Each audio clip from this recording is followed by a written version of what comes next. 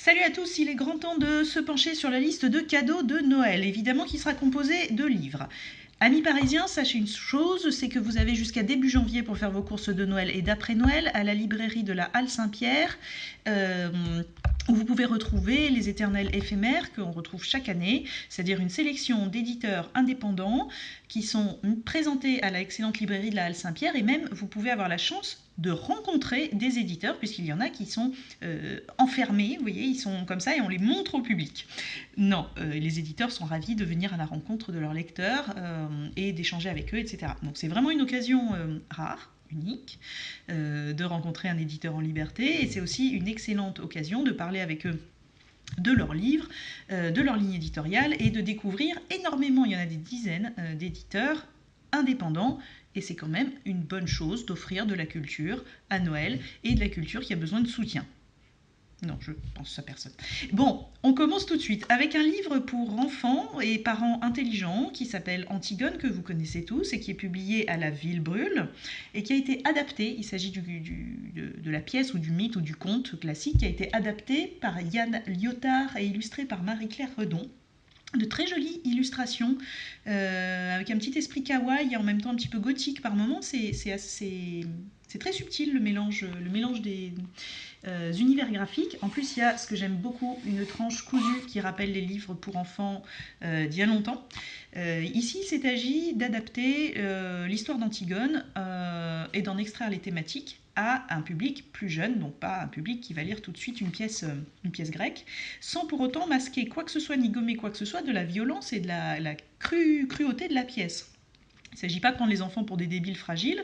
La vie, c'est dur. Et là, la cruauté de la pièce initiale est très bien rendue, sans pour autant les traumatiser. Et en plus, ça ouvre sur un prolongement qui est à la fois, on va dire, politique, puisqu'Antigone est quand même une héroïne politique, et également féministe, puisqu'Antigone est également une héroïne féministe, sans pour autant tomber dans le cliché. Ça, c'est Antigone, Yann Liotard et Marie-Claire Redon, aux éditions La Ville Brûle, donc pour enfants curieux et parents intelligents. On va rester dans le dessin, avec un coup de cœur à moi que j'ai depuis longtemps, que j'adore.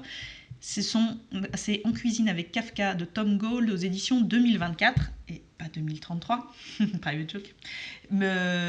Peut-être que vous connaissez Tom Gold, ami bibliophile, auteur, éditeur, gens du livre, lecteur compulsif. Vous connaissez sans doute ces petits dessins caractéristiques que l'on retrouve dans le New Yorker ou dans Le Monde, hein, un petit peu de manière un peu plus proche. Ce sont des strips qui croquent et qui moquent les petites manies, les détestables habitudes, les absurdités, enfin tout ce qu'on veut des gens du livre, que ce soit du lecteur compulsif à l'éditeur, en passant par le traducteur ou l'écrivain. Tout le monde en prend pour son grade, avec une espèce d'humour, d'une subtilité, d'une finesse, d'une causticité, d'une justesse absolue. C'est très new-yorkais dans l'humour, enfin c'est ma vision de l'humour new-yorkais, ça n'engage que moi, et l'auteur n'est pas du tout new-yorkais. C'est génial, il y a plein d'autres tomes, si vous voulez me les offrir, j'ai été très sage cette année. Donc En cuisine avec Kafka, celui-ci de Tom Gold aux éditions 2024. On attaque les sciences humaines, la culture au sens profond, le grand art, le 7e art, non pas par le petit bout de la lorgnette, mais par le grand bout de l'écran. Nanar Wars de Emmanuel Vincenot et Emmanuel Prel, ou Prelet. J'ai vraiment un problème avec la prononciation des noms, excusez-moi par avance, aux éditions du Wombat. Si jamais vous connaissez tous Spider-Man, Harry Potter, Zorro, E.T., Batman, enfin Les Dents de la Mer, toutes ces grosses productions cinématographiques, est-ce que vous avez déjà vu leur version à petit budget et dans des pays qui n'ont pas de budget et qui ont un sens très particulier de l'esthétique et de l'humour? Donc il s'agit souvent de pays, là ça n'aborde pas beaucoup les pays africains, parce qu'il y a aussi des remakes africains de grosses productions américaines qui sont intéressantes. Ici, on est plus du côté des Philippines, Turquie, Mexique. Voilà, c'est assez large. On va aborder, ce ne sont pas vraiment des contrefaçons. Si, c'est un peu des contrefaçons en fait, exactement. C'est comme quand vous achetez un sac Vuitton, vous avez un sac Vuitton, vous aimez les sacs Vuitton, parce que tout le monde n'en achète pas, et vous tombez sur la contrefaçon turque, marocaine, Parfois, on apprécie beaucoup d'avoir une contrefaçon, et je pense que ces films qui sont présentés ici, et qui en plus sont très bien présentés, c'est pas pour se moquer d'eux, c'est un livre de cinéphiles, aussi pour vrais cinéphiles, hein, pas juste ceux qui aiment rigoler en cherchant des trucs débiles sur YouTube à 4h du matin, puisqu'il y a l'histoire, le contexte, la distribution, etc. qui sont retracés, et on sait pas pour se moquer des gens qui ont fait ça, puisqu'il y a quand même une démarche derrière ces films approximatifs, qui nous font beaucoup rire, qui existent en vrai. Je n'ai pas encore vérifié, et je compte passer mes vacances à le vérifier. Ça s'appelle Nanar Wars, c'est un super livre qui montre que l'inspiration, parfois, peut être maladroite, mais elle reste néanmoins touchante, et surtout loufoque, et c'est aux éditions du Wombat. Puisque nous sommes dans le cinéma, restons dans le cinéma avec une maison d'édition dont j'avais envie de vous parler depuis très longtemps, qui s'appelle Playlist Society. Là, je vous présente plus la maison que les livres à proprement parler, puisqu'il y en a un petit peu pour tous les goûts. On est sur une approche contemporaine du cinéma, donc toujours avec cet angle pop que j'aime beaucoup. Là, je vous montre un livre sur J.J. Abrams, et J.J. Abrams ou l'éternel recommencement d'Erwan Desbois. Et qu'on aime le réalisateur ou non, qu'on le connaisse par cœur ou non, qu'on s'y intéresse plus que ça ou non, parce que ça peut arriver qu'on ait une certaine curiosité sans pour autant être un spécialiste, les livres de cette maison sont parfaitement accessibles, intéressants, compréhensibles et enrichissants. On n'a pas un petit peu... D'ailleurs, là, il y a des livres qui sont parus sur Mad Men, sur Toby Hooper, Paul Verhoeven, Black Edwards, Terrence Malick, Nouveau cinéma argentin... Bon, c'est voilà, large, c'est du cinéma contemporain qui est décortiqué. On aborde les thématiques, les sources, l'univers vraiment d'un réalisateur ou d'une série pour s'enrichir. Développer un petit peu le simple fait de rester spectateur passif devant quelque chose et d'aller un petit peu dans les coulisses. En plus, là, je fais une petite pause forme, que ce soit aussi sur ce livre, qui lui, Frédéric Wiseman, à l'écoute, sont des entretiens et un essai sur un des plus grands documentalistes américains, si ce n'est comme, il est considéré comme le maître du documentaire.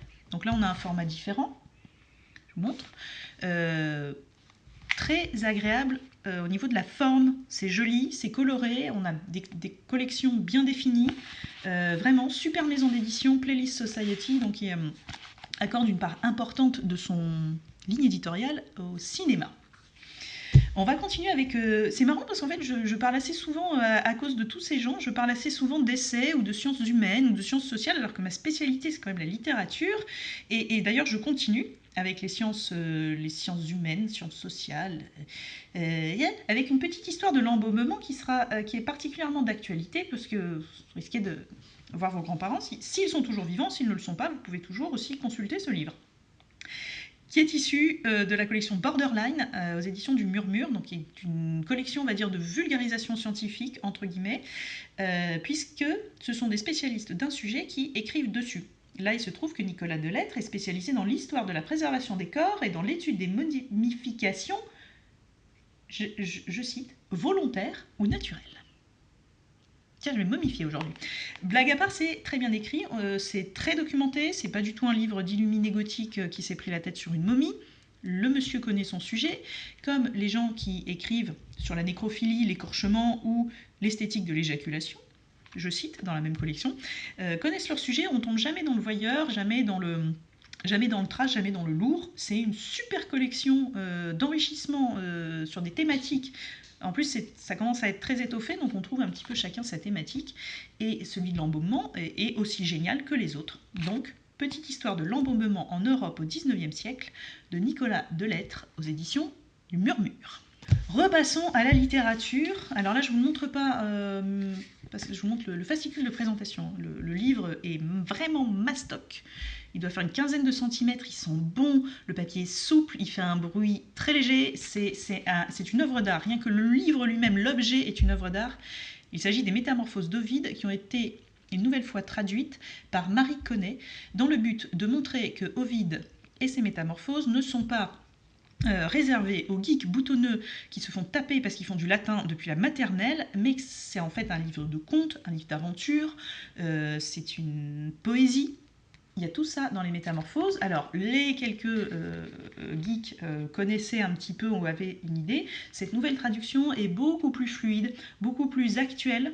Même si, enfin, moi je ne suis pas traductrice et je ne fais pas de latin, enfin j'en ai fait un petit peu, enfin pas assez pour être capable de savoir en quoi maintenant ça a l'air, cette traduction-là a l'air beaucoup plus contemporaine, donne un rendu, voilà j'y arrive, donne un rendu beaucoup plus contemporain à un livre qui quand même ne date pas d'hier. Vous voyez, ça c'est la couverture, c'est vraiment très beau. C'est d'une fluidité, d'un souffle, d'une inspiration. Ça a été un travail de titan au niveau de la traduction, donc vraiment bravo. Bravo qu'il y ait des gens qui soient quand même suffisamment fous furieux pour se prendre la tête comme ça, et des gens pour éditer ça, pour le soutenir, pour financer. Bravo, les Métamorphoses d'Ovide, traduites par Marie Connet aux éditions de L'Ogre. C'est un sublime cadeau, c'est une œuvre d'art. Antidata, Petit Tailleur, c'est le nouveau recueil de nouvelles des éditions Antidata. Ils sortent chaque année un recueil thématique dans lequel il y a une quatorzaine, on va dire une petite quinzaine d'auteurs. Ici, il y en a 14 qui ont été retenus et qui ont donc écrit des nouvelles sur ce thème. Comme à leur habitude, c'est très diversifié. C'est une maison d'édition qui est spécifiée dans le format court et dans la nouvelle.